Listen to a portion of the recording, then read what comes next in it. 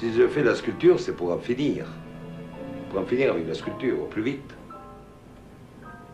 Je ne peux pas supporter ce domaine qui m'échappait complètement. Il fallait faire de la sculpture, et au fond, pour s'en débarrasser. En fait, je n'ai encore rien compris. Donc, je suis obligé d'insister. Enfin, c'était jusqu'à maintenant des essais ratés. Parfaitement ratés. Et je suis peut-être pas sculpteur du tout. 50 ans après la mort d'Alberto Giacometti, les œuvres du sculpteur suisse-italien atteignent des prix sans précédent dans les salles des ventes du monde entier. Giacometti, grande femme debout, $19 million. The bid's here at $19 million. $35 million. For you, madam. $39.5. $40 million. $40 million ahead of you, Eleanor. $40,500,000. And you bidder.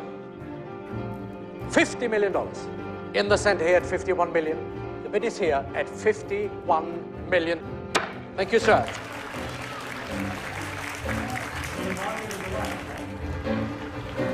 Well, number 29 is the wonderful Pointing Man by Giacometti, the great hand-painted bronze of 1947. 115 at $115 million against you, Brett. 120 at $120 million now. 25 against you here at $125 million. 125 at $125 million. At $126 million then, with Mark and selling. Sold to you, Mark, at $126 million. Au moment même où il devient le sculpteur le plus cher du monde, un incroyable lot de fausses sculptures de Giacometti a été découvert en Allemagne, dans la région du Baden-Württemberg. La quantité de faux saisis dans cette affaire est un record absolu dans l'histoire de la contrefaçon. Le commissaire Ernst Schöller, qui a dirigé l'enquête, savoure l'aboutissement de l'affaire la plus longue et la plus compliquée de sa carrière au sein de la brigade spécialisée dans les œuvres d'art.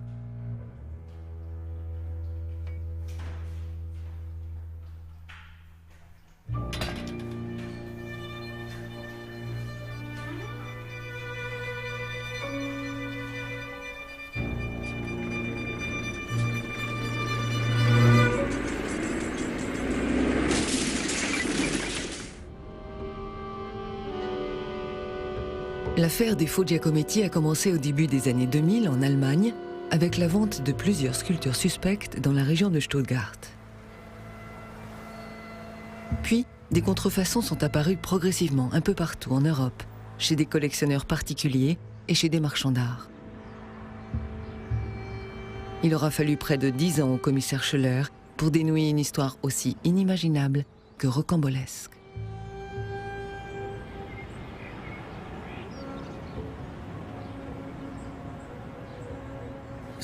Au début, il faut imaginer cette affaire comme un grand puzzle. Des sculptures apparaissaient par ici, d'autres étaient signalées par là. On recevait des informations d'un peu tous les côtés. Le travail de notre brigade spécialisée était justement de rassembler tous ces indices éparpillés pour avoir une vue d'ensemble. De l'autre côté de la frontière, aux Pays-Bas, un homme aux multiples facettes, à la fois collectionneur et détective privé, s'intéresse de près à l'affaire. Giacometti n'a fait que 500 pièces. Et soudain, des dizaines de pièces sont apparues sur un marché parallèle. Elles ne pouvaient pas être authentiques. Les experts ont senti que quelque chose clochait. Certains collectionneurs se sont retirés du marché en disant « C'est louche, il doit y avoir un faussaire quelque part ».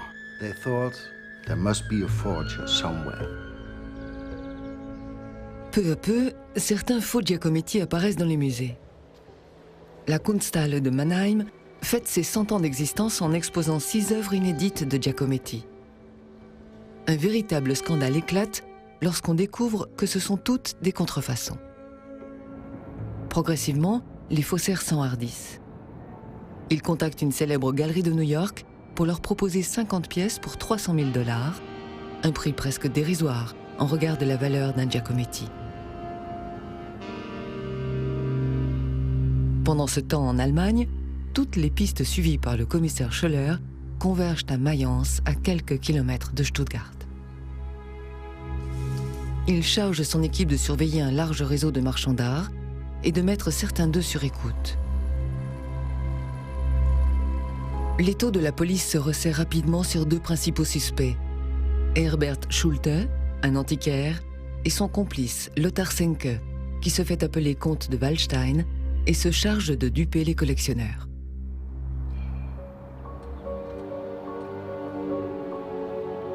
Entre deux voyages d'affaires, le comte de Waldstein vivait en réalité dans un modeste meublé de Mayence.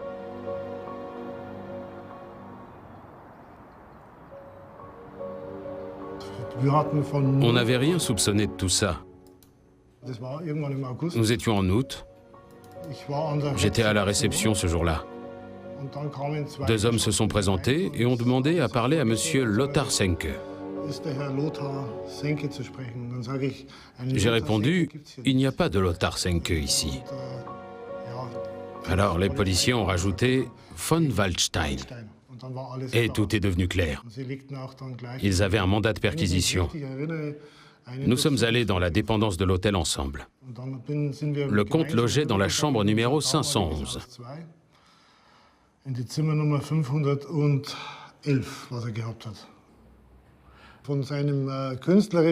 Nous ne savions rien de sa vie artistique ou des affaires qu'il faisait.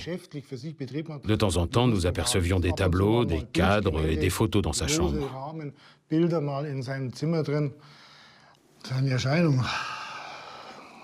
La plupart du temps, il donnait à son apparence un côté artiste.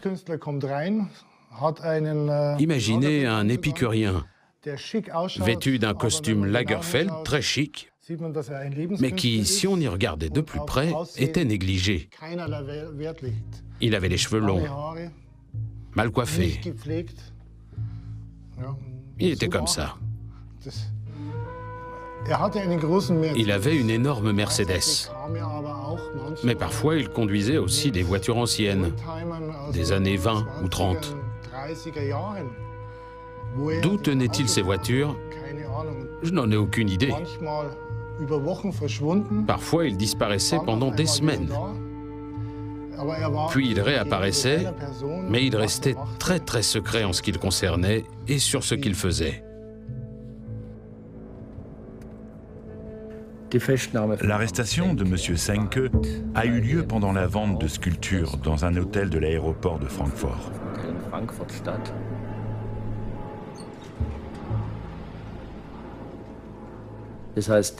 Nous les avons pris en flagrant délit avec Herbert Schulte, alors qu'ils étaient en train de présenter des sculptures à nos enquêteurs infiltrés dans une chambre à l'hôtel.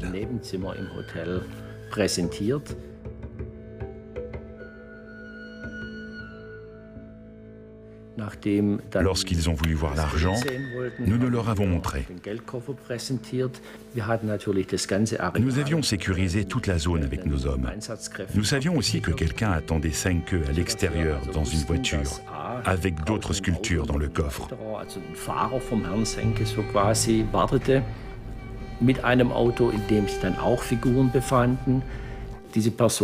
Bien sûr, les complices étaient tous là.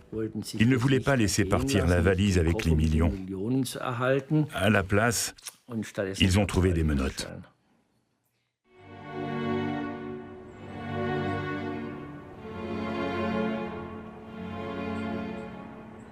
Quelques jours après l'arrestation des deux marchands, le procureur du tribunal de Stuttgart ordonne la perquisition d'un entrepôt dans un quartier excentré de Mayence. Derrière une grande porte métallique menant à un sous-sol, le commissaire Ernst Schöller découvre un incroyable trésor de guerre. À cet instant précis, vous ne pouvez tout simplement pas croire ce que vous avez devant les yeux. Une fois que vous avez commencé à compter, vous vous rendez compte qu'il n'y a pas seulement 200 ou 300 sculptures dans cet entrepôt, mais qu'il y en a plus de 1000, environ 800-900 bronzes et 250 de plâtre.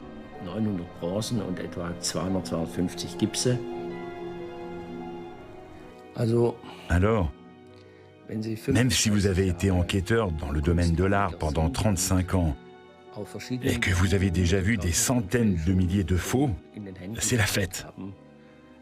C'est comme être à Noël et à Pâques en même temps. Imaginez, vous ouvrez cette porte et, une fois la lumière allumée, vous regardez autour de vous et vous ne voyez que des Giacometti partout. Vous n'y croyez pas. Il faut vraiment se pincer pour vérifier qu'on ne rêve pas. Surtout qu'au départ, les sculptures pouvaient être authentiques.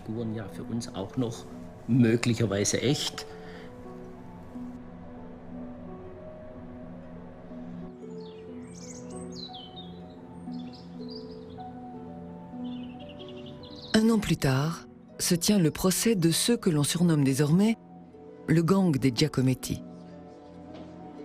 Les deux marchands d'art allemands sont les principaux inculpés. Le tandem est accusé d'être l'organisateur d'un trafic de faux à grande échelle et en bande organisée. Ils auraient réussi à écouler 200 sculptures sur le marché pour un montant estimé à 8 millions d'euros. Herbert Schulte, l'antiquaire de Mayence, semble s'être résigné et reste silencieux. Lothar Senke, le comte de Wallstein, conteste l'accusation et continue d'affirmer que toutes les sculptures sont authentiques. Il prétend même qu'il les aurait reçues des mains du frère de l'artiste, Diego Giacometti. Pour preuve, un certificat d'authenticité signé du comte en personne et un livre édité par Herbert Schulte. Quand on produit un faux d'un sculpteur ou d'un peintre célèbre, on ne peut pas le montrer et le vendre en disant « Regardez, j'ai ici un tableau, un chef-d'œuvre dont personne n'a entendu parler depuis les 100 dernières années ». Il faut donc inventer une histoire sur sa provenance. Il faut donner l'impression que cette pièce n'a pas été faite hier, mais qu'elle date de l'époque de l'artiste. Donc le gang des faux Giacometti a dû inventer une histoire sur la provenance des pièces. Et ils ont trouvé cette idée à la fois brillante et stupide d'écrire un livre intitulé « La revanche de Diego ». C'était une histoire fabriquée de toutes pièces, celle du frère de Giacometti, Diego.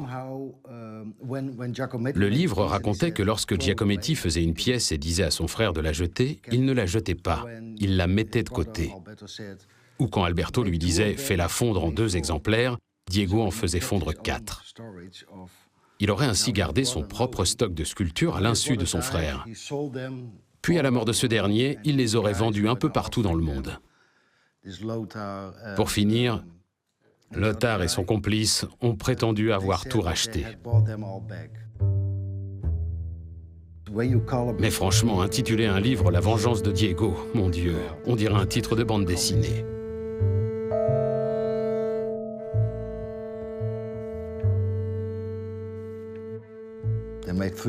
Ils en ont tiré 300 exemplaires et les ont montrés en disant « Si vous voulez savoir d'où viennent ces Giacometti, je vais vous le dire. C'est écrit ici. » Son frère Diego lui volait des sculptures parce qu'il était jaloux. Je les ai retrouvées et elles sont authentiques. Pour beaucoup de gens, tout ce qui est imprimé dans les livres ou dans les journaux est vrai. Quand ils lisaient le titre « La revanche de Diego », ils se disaient « Oh, comme c'est palpitant ». Mais en réalité, tout était faux. Les statues étaient fausses, le livre était faux. Ce type qui essayait de les vendre était un faux comte. Il n'était même pas aristocrate. C'était un ancien chauffeur de bus ou quelque chose comme ça. Donc tout était faux.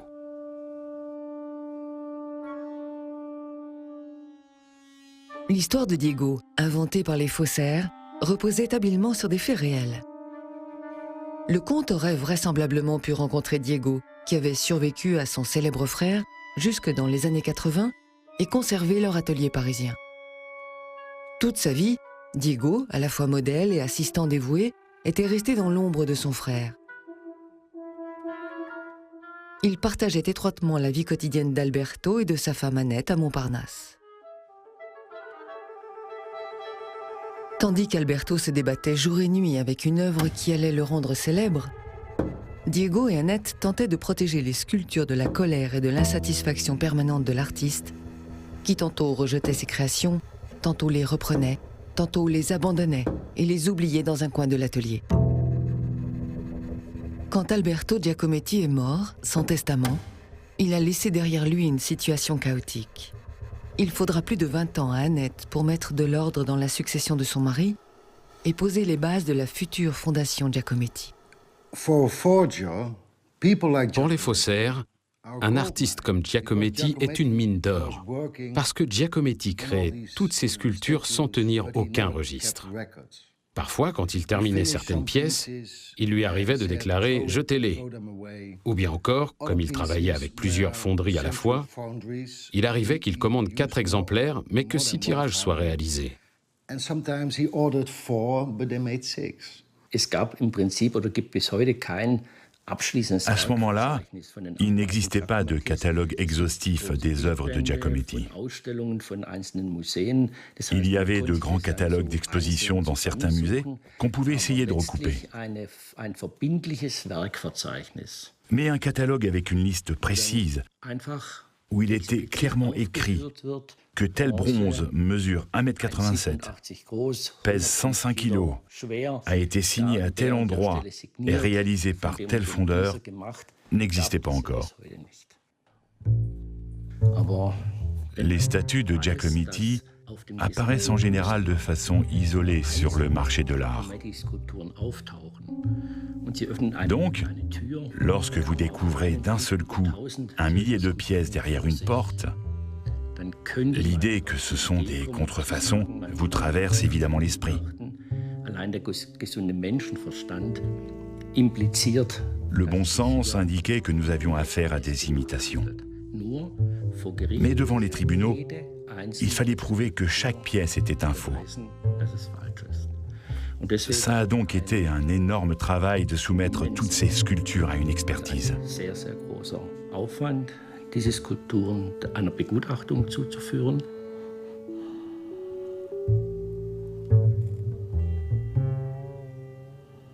Cette forêt de bronze au sol, c'est ça qui était impressionnant au départ.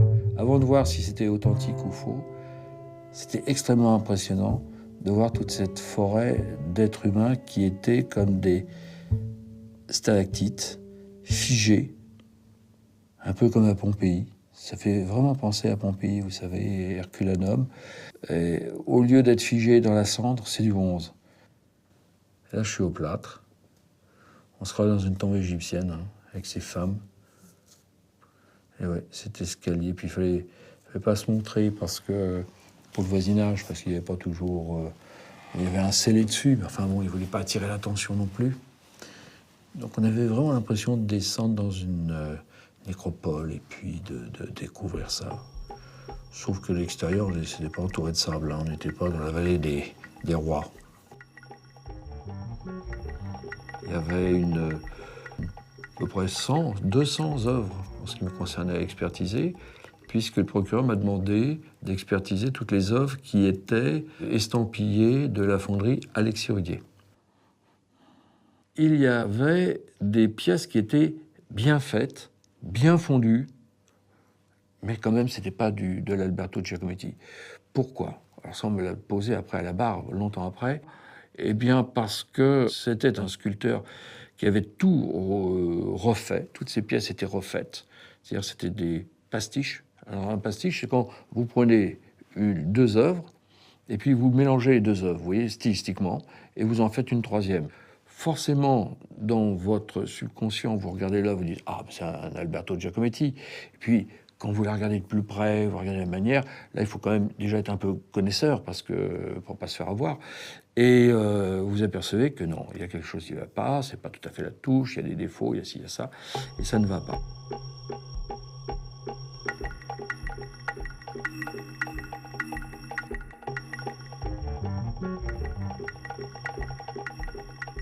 Et dans ces faux, je me suis aperçu qu'il y avait 2 sortes de fontes.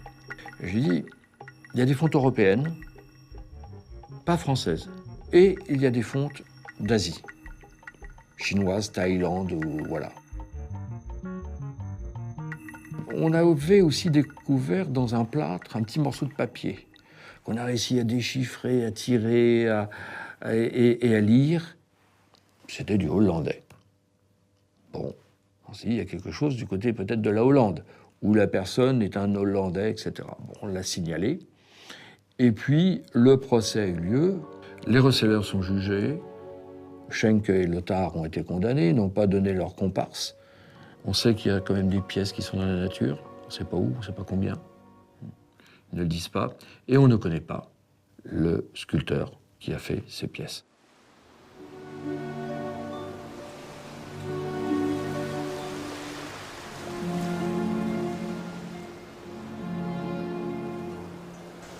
L'art est la chose que j'aime le plus au monde.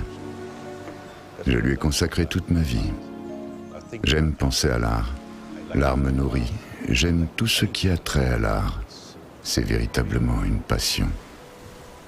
Depuis l'affaire des faux Giacometti, l'auteur des contrefaçons s'est définitivement retiré sur l'île de Koh Samui, en Thaïlande, un pays qu'il aime depuis toujours. Robert Driessen s'est découvert des talents de copiste très jeune, en travaillant dans le magasin d'antiquités de son père aux Pays-Bas. Certains marchands d'art peu scrupuleux demandaient déjà à l'adolescent de reproduire de charmants paysages hollandais afin de les revendre à de petits collectionneurs.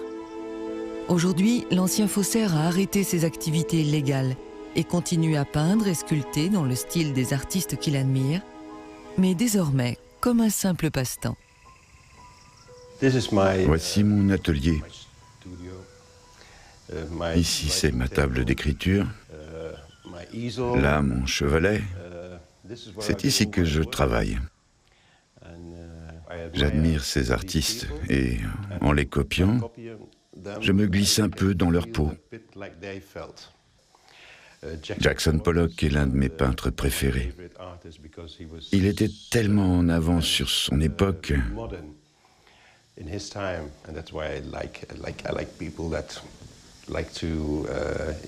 J'admire ces artistes qui font bouger les lignes, qui créent du neuf, ce que je n'ai jamais réussi à faire, heureusement ou malheureusement.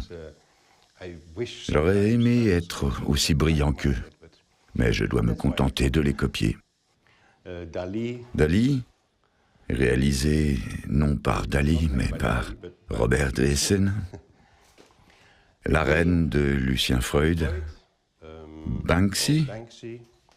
J'ai vaporisé des Banksy partout sur l'île. Les gens me le demandent et me les échangent contre une bouteille de vin. Liechtenstein et Gestel. Bonnard. Voici un Sluiters. Jan Sluiters est aussi un artiste hollandais. Et puis bien sûr mes sculptures. Les Giacometti et des dessins aussi. Le chariot et le nez. Un portrait de Diego. La sculpture de l'homme qui chancelle. Des sculptures en bronze, l'homme qui marche, un petit homme qui marche et Annette. L'homme qui pointe attire tout de suite mon regard. Je l'ai copié si souvent.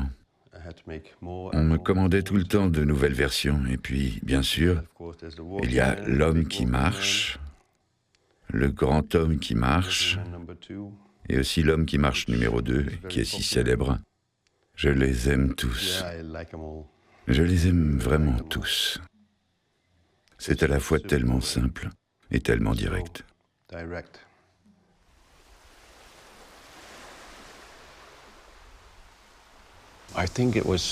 Je me souviens que c'était en 1995. J'avais décidé de faire une immense sculpture de Giacometti. À cette époque, j'avais déjà lu beaucoup de choses sur lui et j'avais constaté qu'il n'avait jamais fait de très grandes sculptures, étant donné la taille de son atelier. Alors je me suis dit, je vais le faire pour lui. Et c'est ainsi que j'ai commencé. J'ai fait un Giacometti qui mesurait 3,50 m. Et quelques années plus tard, j'en ai fait un tirage en bronze. C'était très beau.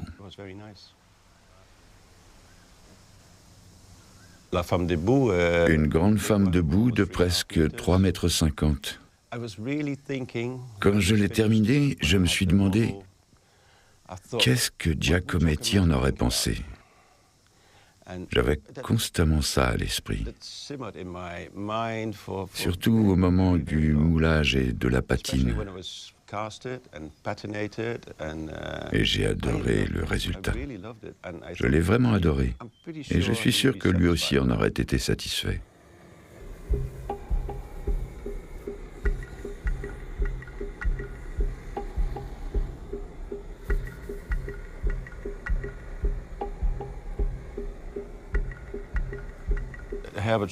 J'ai rencontré Herbert Schulte lorsque j'ai vendu cette fameuse grande sculpture. À l'époque, je ne trouvais pas de clients pour ce genre de pièces. Mais j'ai rencontré quelqu'un qui m'a dit « Je pense que j'ai l'homme qu'il vous faut ». Il est venu avec Herbert Schulte. Ils ont regardé la sculpture et l'ont vraiment beaucoup aimée. J'en ai obtenu un bon prix. Pas très élevé, mais correct. Et ensuite, Herbert Schulte est venu me demander « Avez-vous d'autres Giacometti ?» Je n'en avais pas, mais je lui ai dit oui. J'ai ajouté « Je dois m'organiser pour les faire venir. Pouvez-vous m'envoyer un courriel ou me recontacter dans quelques semaines ?» Et c'est ce qu'il a fait. Entre-temps, j'avais fabriqué une dizaine de Giacometti plus petits.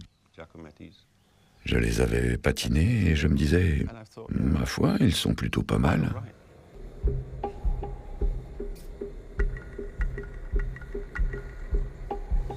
Lorsque Schulte est revenu, il a été stupéfié. Puis il m'a demandé le prix, et il n'a pas dit « Quoi? Autant ?» Non. Il a dit simplement « Bon, d'accord, voilà votre argent. »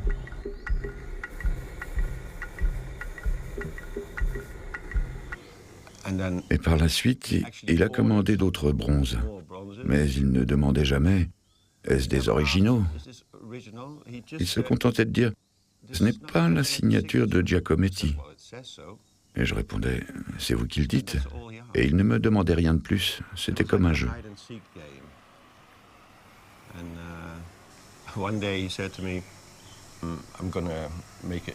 Un jour, il m'a annoncé qu'il voulait créer une immense galerie d'art au Portugal, avec hôtel, casino, restaurant et concerts. Il a ajouté « J'ai besoin de 1500 Giacometti pour cette galerie. » J'étais stupéfait et heureux, parce qu'au début du millénaire, le marché parallèle se portait mal. Il n'avait presque plus de travail. Et puis Schulte est arrivé en disant « Je veux 1500 Giacometti ». À ce moment-là, je n'en avais fait que 300. C'est pourquoi, à quelques rares exceptions, j'ai essentiellement fabriqué des Giacometti pendant des années.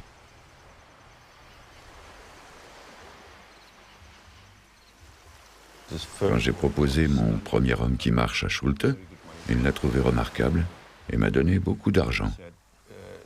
Puis il a ajouté « Et la statue de l'homme qui pointe, pourriez-vous vous la procurer aussi ?» Je lui ai répondu « Je peux toujours essayer. » Et c'est ainsi que j'ai fabriqué l'homme qui pointe.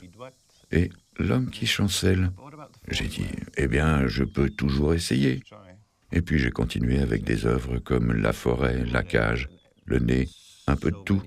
À partir de là, j'ai vraiment tout fait. J'ai dû faire quelques séries à l'époque. Je faisais des séries de 8 ou 9 pièces identiques. Parce que je ne savais pas comment atteindre 1500 sculptures. Et Schulte était ravi parce que le nombre de sculptures augmentait plus rapidement.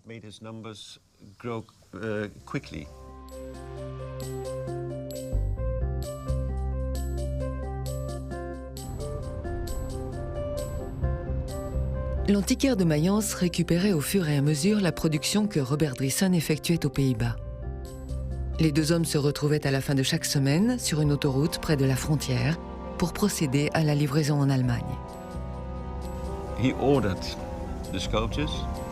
Il commandait les sculptures et je les réalisais. Tous les dimanches matins à 6 heures, je les mettais dans ma voiture, je rejoignais l'autoroute A3 et je m'arrêtais sur une aire du côté allemand. Il y avait un grand parking où je pouvais décharger les sculptures.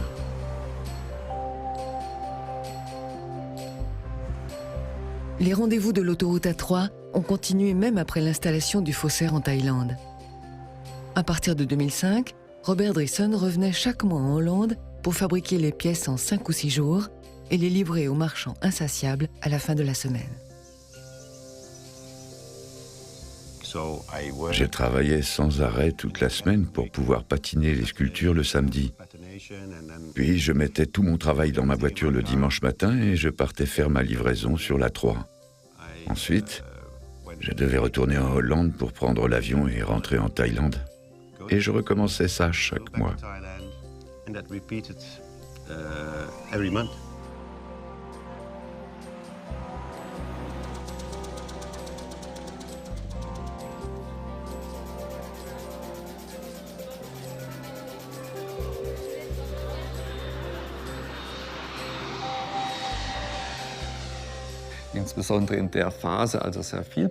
À partir du moment où il a commencé à produire beaucoup et très vite, la qualité des contrefaçons a diminué de manière significative. Ce sont des pièces qui, par la suite, n'ont même pas été offertes aux acheteurs les plus crédules et sont restées entreposées dans la cave de Mayence. De toute évidence, tout le monde, y compris les membres du gang allemand, s'est rendu compte que la qualité des sculptures n'était plus suffisante pour les mettre sur le marché. Ces pièces bâclées étaient d'ailleurs trop éloignées de l'œuvre d'Alberto Giacometti pour que nous soyons en mesure d'établir que les droits d'auteur avaient été réellement violés.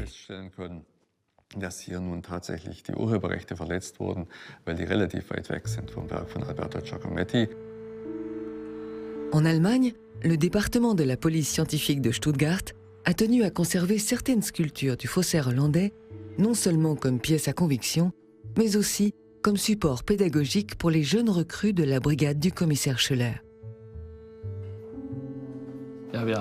Ici, nous avons deux femmes debout. Et là, le célèbre homme qui marche. En fait, cette figure n'est pas une copie fidèle d'une œuvre de Giacometti, mais elle est réalisée dans le style de l'artiste, dans une forme presque identique. Ses proportions sont différentes, mais il faut préciser, ce n'est qu'une déclinaison de plus. Dans l'œuvre originale de Giacometti, l'homme qui marche existe déjà en plusieurs grandeurs. Nos faussaires ont donc ajouté 2 ou 3 tailles supplémentaires. On peut donc en trouver une de 50 cm, une de 1,30 m, une de 2 mètres et une autre encore un peu plus grande.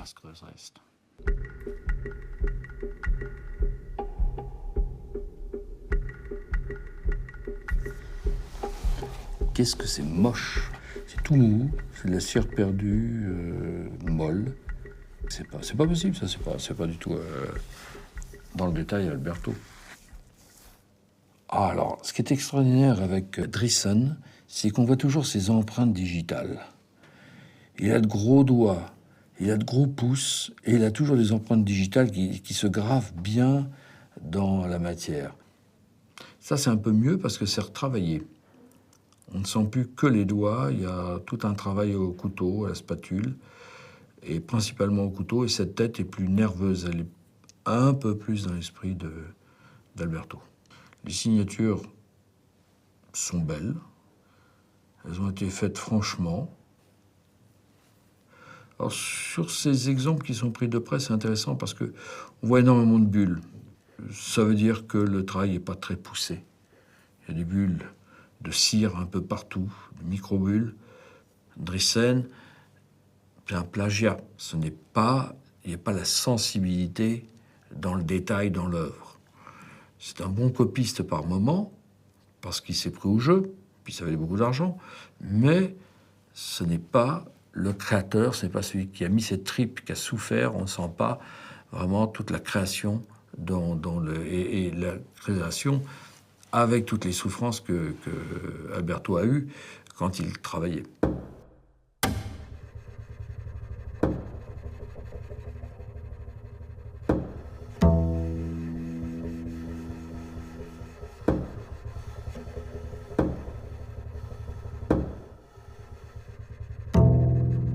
Au fond, je ne travaille que pour moi, pour tâcher de savoir un peu mieux ce que je vois. J'ai toujours l'impression ou le sentiment de la fragilité, non, des êtres vivants. Comme si, à chaque instant, il faudrait une énergie formidable pour qu'ils puissent tenir debout instant par instant. toujours dans la menace de s'écrouler.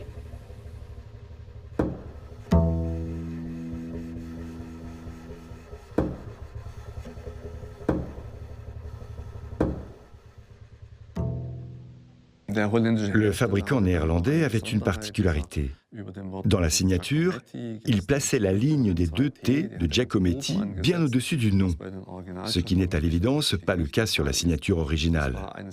C'était une de ses caractéristiques. Il a lui-même reconnu plus tard que c'était sa façon d'apposer sa propre signature. Mais cela nous a pris beaucoup de temps pour comprendre tout cela.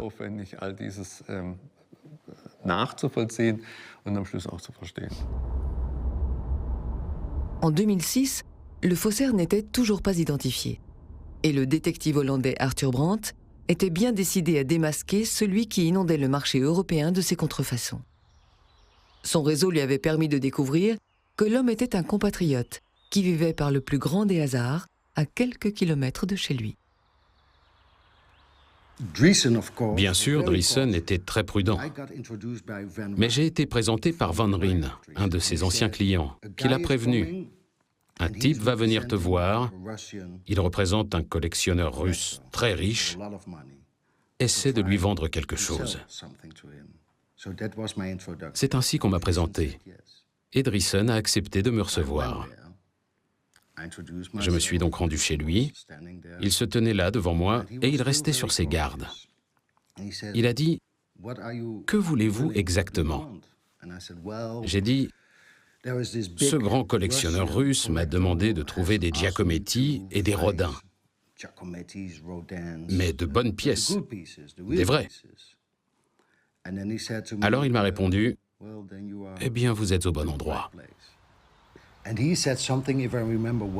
Il a dit, je m'en souviens très précisément, qu'il tenait toutes ces pièces d'un héritage familial. Je savais que c'était des foutaises, bien sûr. Il me mentait et je lui mentais. Mais moi, je savais qu'il mentait, et lui ne savait pas que je mentais. Il a alors commencé à me montrer des pièces. Je les ai regardées et j'ai pensé, oh mon Dieu, si ces pièces étaient authentiques, ce serait un véritable musée. À ce moment précis, je me suis dit, tout le monde cherche ce faussaire, mais personne ne connaît sa nationalité, ni ne sait s'il s'agit d'un homme ou d'une femme. Rien. Je me tenais là et je me disais, mon Dieu, il faut que je trouve un moyen de le photographier. Mais il me dit, vous savez, je suis un collectionneur très riche, donc vous pouvez prendre des photos des pièces pour vos clients russes, mais attention, ne faites pas de photos de moi. Tandis que je faisais les photos, à un moment donné, j'ai regardé vers le coin de la fenêtre et j'ai pensé, si je me déplace d'1 mètre vers la gauche, je peux faire une photo de cette statue avec Driessen dans le reflet de la vitre. Et c'est là que j'ai fait cette fameuse photo, la première image du mystérieux faussaire, sur lequel on allait enfin pouvoir mettre un visage. Je l'ai envoyé par mail à la police allemande, mais je n'ai jamais reçu de réponse.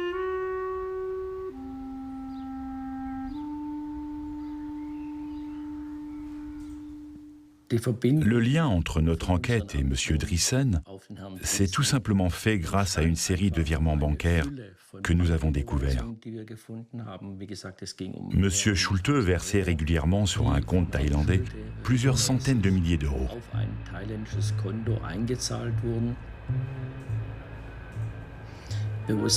Nous savions que beaucoup de bijoux et de montres étaient envoyés en Thaïlande par colis postal.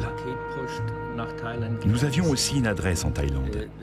Et puis nous avons trouvé au domicile de M. Schulte et de M. Senke des photos de Robert Driessen en Thaïlande, devant sa cabane sur la plage.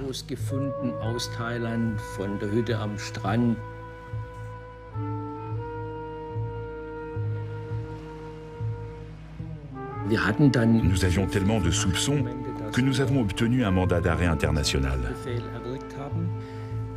Nous n'imaginions pas, même dans nos rêves, que nous parviendrions aussi vite à M. Driessen. Mais pour finir, il est tombé à cause de sa trop grande confiance en lui. Son arrestation a même pris un tour pour le moins ironique. Le mandat d'arrêt contre lui ne pouvait être appliqué en Thaïlande.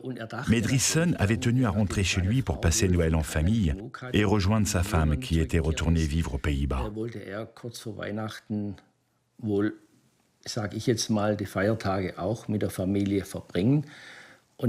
Il s'était imaginé que s'il prenait un vol direct de Bangkok à Amsterdam sans passer par l'Allemagne, rien ne pouvait lui arriver. Il n'a pas réalisé que si en Thaïlande, personne ne peut être extradé sur la base d'un mandat d'arrêt international, les Pays-Bas, en revanche, font partie de l'Europe et qu'un mandat d'arrêt international peut y être exécuté.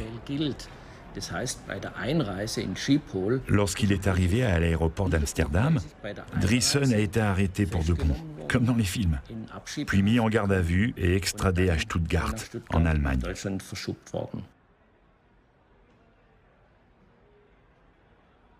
C'est pour ça qu'ils ont fait vite le procès, pour ne pas le relâcher, et que c'est pour ça que j'ai été convoqué assez rapidement, et j'y suis allé.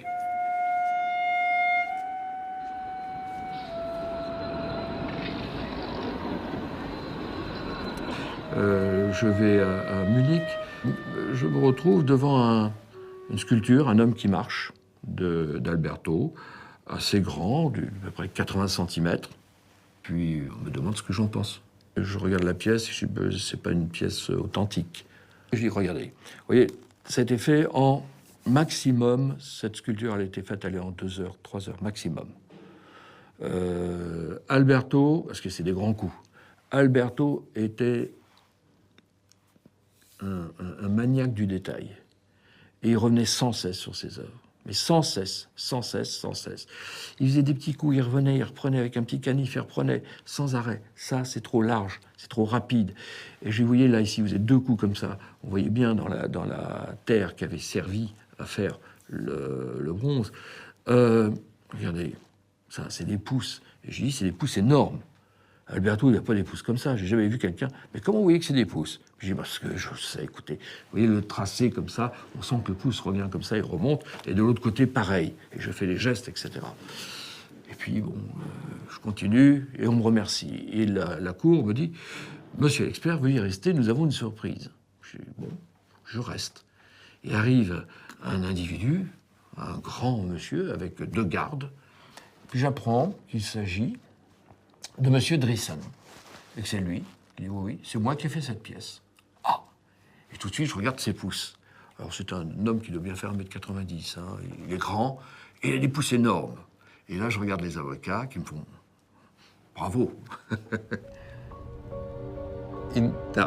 Pendant le procès, il nous a donné l'impression d'être honnête d'une certaine façon parce qu'il a tout avoué. Mais d'un autre côté, il a commis des actes répréhensibles en reproduisant de fausses sculptures dont il savait qu'elles seraient vendues comme authentiques. Là, on ne peut plus parler d'honnêteté, bien sûr.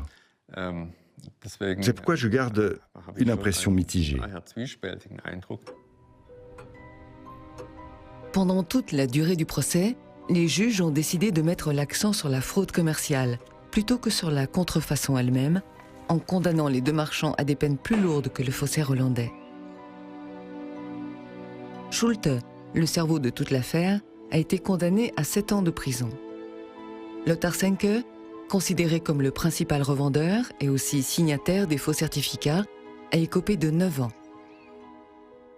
Robert Driessen sera condamné à 5 ans, dont il purgera 2 ans à la prison de Stuttgart, avant d'être relâché pour bonne conduite. Driessen a fabriqué des faux. Mais d'un autre côté, il ne l'aurait jamais fait s'il n'y avait pas une forte demande. Je ne dis pas que Driessen est innocent, bien sûr que non, c'est même un escroc. Mais une partie du monde de l'art, soi-disant légal, où tous ces gens marchent, parlent comme ça, était aussi impliquée. Je connais de très grands noms dans le monde de l'art qui ont passé commande à Driessen, directement ou indirectement, sachant que ces pièces étaient des faux. Cette escroquerie n'a évidemment pu fonctionner que parce que les prix des sculptures originales de Giacometti sont extrêmement élevés.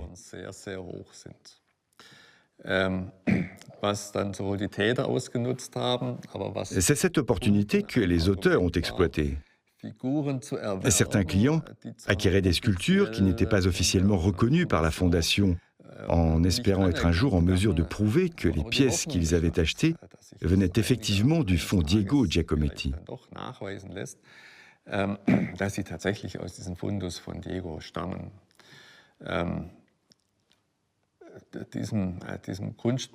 Le marché de l'art, y compris le marché parallèle, est aussi basé sur la spéculation. Vous pouvez gagner de l'argent en ayant des sculptures sans certificat d'authenticité officielle, mais en obtenant un certificat d'un comte impérial, avec une histoire fabuleuse qui atteste que les œuvres sont bien d'Alberto Giacometti.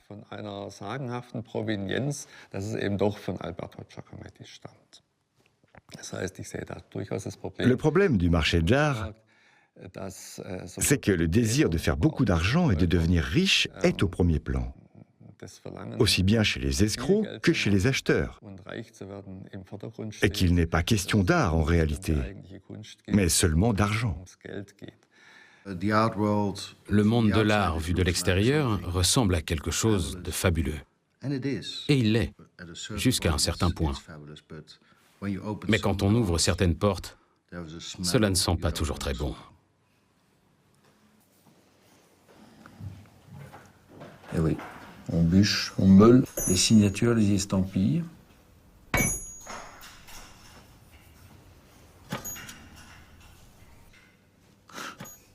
C'est le chat qui se fait couper les pattes.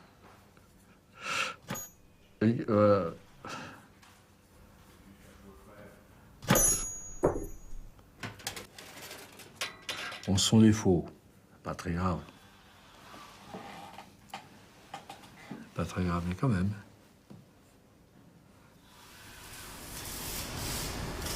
Bon, voilà, c'est fondu dans les creusets. C'est impressionnant comme image. Ça retourne d'où ça vient.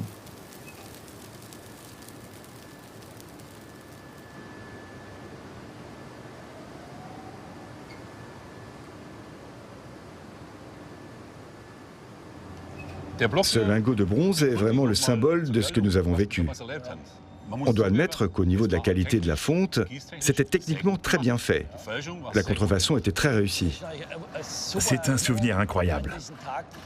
C'est un jour que je n'oublierai jamais. Des jours comme ça n'arrivent qu'une fois dans une vie.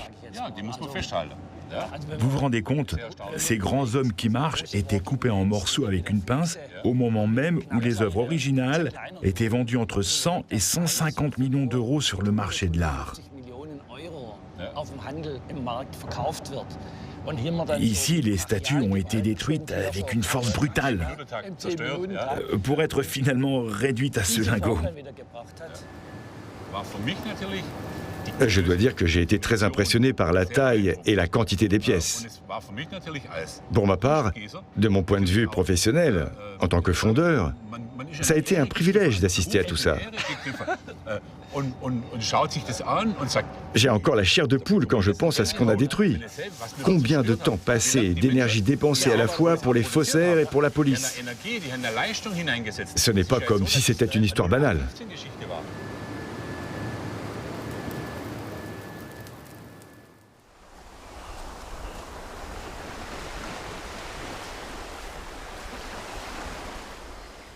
Je suis obligé d'insister. Il n'y a pas de choix. C'est malgré moi. Et je me demande si, sous prétexte de travailler, ce n'est pas simplement une certaine manie qu'on a, hein, comme d'autres manies, de tripoter de la terre, sans que ça donne d'ailleurs beaucoup de résultats. Où le résultat est presque secondaire, enfin. J'espérais d'en comprendre assez vite, assez pour faire autre chose. Mais en réalité, ce n'est qu'à travers l'échec même qu'on peut s'approcher un peu. C'est-à-dire que le fait de réussir ou rater, ça n'a plus aucun sens. Alors on croit toujours qu'on comprend un petit peu plus, c'est ça qui vous fait courir, c'est comme le sucre devant un cheval, non? Il a toujours l'illusion d'avancer. Tout ça, ce n'est que des esquisses et des essais. D'ailleurs, ça ne sera jamais que ça. Et je suis peut-être pas sculpteur du tout. Robert Driessen n'a plus jamais entendu parler des deux marchands allemands. Depuis sa sortie de prison, Herbert Schulte est retourné au Portugal et le comte Wallstein semble avoir disparu de la circulation. Retiré du monde, loin de l'effervescence et des manipulations du marché de l'art, l'ancien faussaire continue d'imiter les peintres qu'il aime tant, mais désormais pour son plaisir et en les signant de son nom.